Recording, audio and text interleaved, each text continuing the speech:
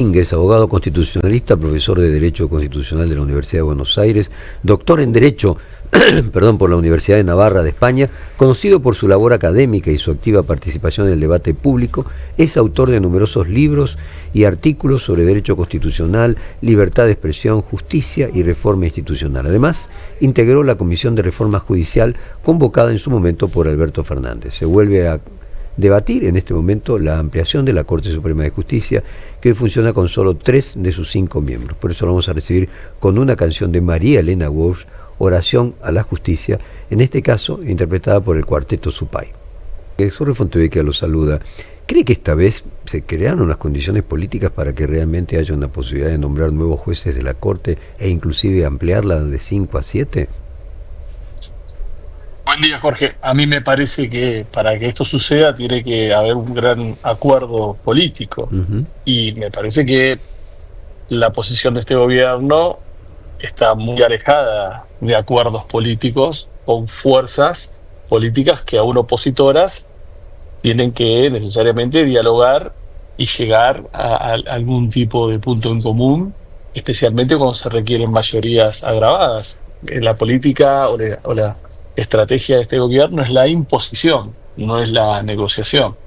Con lo cual no sé si están dadas las condiciones políticas. Siempre es un buen tiempo para discutir la integración de la Corte Suprema de Justicia, pero en el marco de una ley orgánica general que reorganice el funcionamiento de la Corte, de la perspectiva administrativa a la perspectiva jurisdiccional. Si nos quedamos solamente con el debate de la cantidad de miembros de la Corte, me parece que es una mirada muy reducida, muy pequeña, para las necesidades que hoy tiene la Corte Suprema de Justicia en términos de optimizar su funcionamiento. Mire, coincido con usted, me parece imposible, pero bueno, por ahí estoy viendo equivocadamente, imposible que se generen las posibilidades de un acuerdo para las dos cosas, para el nombramiento de 2 nuevos miembros de la Corte, como ya quedó demostrado en el anterior intento, y para que sean 4 con el aumento a 7, por lo que usted dice, hace falta acuerdos políticos y este gobierno tiene la vereda de enfrente. Quizás en un triunfo electoral, si lo tuviese en octubre, se crean condiciones a lo mejor de alguna forma de hegemonía que permitiera acordar con una parte, pero de cualquier forma no se llega a los 2/3 de ninguna manera, ¿no? Entonces, si continúa esta Corte de 3 miembros, ¿cómo imagina su funcionamiento de aquí hasta fin de 2027? Me parece un funcionamiento precario, porque si por ley la Corte tiene que estar integrada por 5 miembros y por el decreto de autorregulación que en su momento dictó Néstor Kirchner, que mantiene Javier Milei, tiene que tener diversidad de género y tenemos 3 miembros de 5 y 3 varones, me parece que es una Corte en un funcionamiento precario, que no quiere decir que no pueda funcionar, porque o se ponen de acuerdo los 3, o bien nombran con jueces para aquellas causas en donde no existe un acuerdo y tengan que dirimir con un número de 5.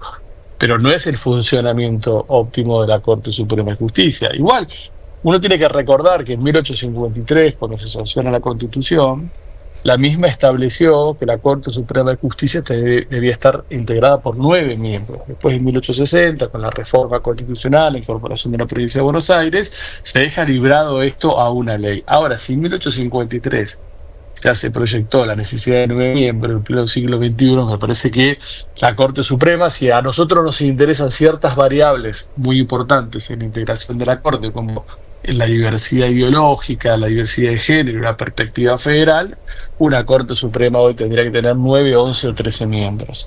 Me parece que por ahí anda el número sin ser esto un número mágico, pero reitero, en el campo de una reforma integral, de una sanción, de una ley orgánica, donde se establezca la presidencia rotativa, se establezcan plazos, se le quite a la Corte Suprema de Justicia funciones de superintendencia que la Constitución le otorgó al Consejo de la Magistratura y que la Corte sigue reteniendo, vaya a saber por qué, se incorpore la obligación de trabajar con inteligencia artificial y con las innovaciones tecnológicas que la sociedad, con las cuales la sociedad diario convive. Sin una reforma integral, el hecho de discutir exclusivamente la composición no va a mejorar el funcionamiento de la Corte Suprema. Andrés, no sé si a usted le sorprende que la Corte a lo largo de todo 2024 no se haya producido ningún dictamen en lo que relaciona al famoso decreto 70-2023, y al mismo tiempo en el fallo de confirmación o no de la condena de Cristina Kirchner. ¿Usted interpreta allí no sé cómo decirlo, alguna especie de equilibrio político de la Corte entre no avanzar en un caso ni en el otro? A mí me parece que son dos cuestiones diferenciadas. Primero, que la Corte hace más de un año que tiene la posibilidad de resolver el caso que llevó adelante la CGT y la CTA sobre la inconstitucionalidad del capítulo laboral del decreto 70-2023. Exacto. Y la Corte hace más de un año y no lo hace. Y algunas causas que han llegado haciendo una impugnación general del decreto, de esta forma de gobernar por decreto, fueron obturadas inmediatamente por la Corte Suprema de Justicia bajo el tecnicismo de que no existía un caso, de que las personas que la habían promovido no tenían ningún derecho en juego. Eso, por un lado, de un acompañamiento implícito de esta Corte a este gobierno, donde la interna de la Corte se jugó también abiertamente en el intento de designación de los últimos dos candidatos que no pasaron el acuerdo del Senado, porque uno era el candidato de la mayoría hoy de la Corte de 2 y el otro el candidato de la minoría hoy de la Corte de 1. Entonces, eso es un tema. Ahora, el caso de Cristina acaba de llegar. La queja de Cristina llegó recientemente a la Corte y recién ahora, después que intervino el Ministerio Público Fiscal, está en condiciones de empezar a circular y empezar a correr los plazos para... ¿No podría haber dado vistas al procurador antes? ¿No tardó en darle vista al procurador? No tardó mucho en darle. No tardó. Son los tiempos normales de la Corte. Es más, yo creo que en la causa de Cristina los tiempos vienen acelerados para lo que son los tiempos de la Corte en causas no trascendentes. ¿Su pálpito es que va a haber fallo antes de que Cristina pueda formalizar su candidatura? Mi pálpito predictivo, sujeto al error humano, sí, porque no es algorítmico, es que no va a haber un fallo de la Corte. Si la Corte mantiene su jurisprudencia, si mantiene su actitud institucional frente a procesos electorales, me parece que no va a haber fallo. Me parece, pero esto todo depende de la decisión de la Corte Suprema de Justicia, que no tiene plazos, que es uno de los grandes problemas o disfuncionalidad del sistema, que la Corte no tiene plazos. Como no tiene plazo, lo puede hacer o no lo puede hacer. Y eso para el sistema es muy disvalioso, que una Corte Suprema no tenga plazos para resolver casos que le vayan llegando, especialmente en materia penal, y especialmente de esta trascendencia. Aquí le quiere preguntar Alejandro Gomel, Andrés. ¿Cómo le va, Domínguez? Buen día. Buen día. Hablaba de los plazos y me acordaba del decreto 70-23, ¿no? Que también se está esperando una definición judicial sobre esto, y pasa el tiempo y está en vigencia, salvo la parte laboral, ¿no? Debería haber ahí... Es que justamente la omisión de la Corte de no tratar este caso ha implicado una habilitación implícita para que el presidente Milei gobierne por decretos de necesidad y urgencia, sustituyendo por completo al Congreso. Hay un nexo, un vínculo directo entre la omisión de la Corte de tratar este tema, y que si fuera consecuente con la jurisprudencia de otras integraciones, debería establecer un límite claro y habilitaría que las instancias inferiores tuvieran un panorama más concreto al respecto. Hay un nexo entre esta omisión de la Corte y esta práctica habitual de leer todos los días en el boletín oficial decretos de necesidad y urgencia que no cumplen con los requisitos constitucionales y que derogan y modifican de manera permanente leyes, a contrario de lo que se entiende o debería ser un decreto de necesidad y urgencia que solamente dicta una norma transitoria hasta que se supere la emergencia que el Urubaro que habilitó su dictado. Andrés, aquí le quiere preguntar también Elizabeth Pejer.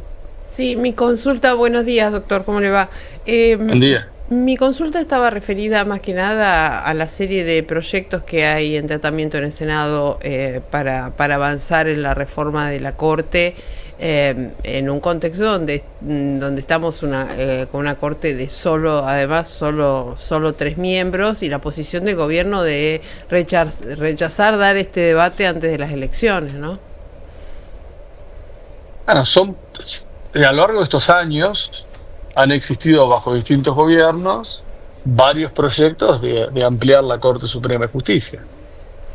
La disfuncionalidad que existe hoy en nuestra Constitución es que para sancionar una ley que amplíe la cantidad de miembros se necesita una mayoría simple.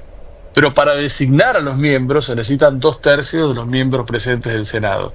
Con lo cual es fácil sancionar una ley que amplíe, porque necesitas mayoría simple, pero es difícil después cubrir los cargos de la Corte, por más que la hayas ampliado, si no existe un acuerdo político de ampliar y designar, al cual estamos, creo que, muy lejos. Andrés, una pregunta final.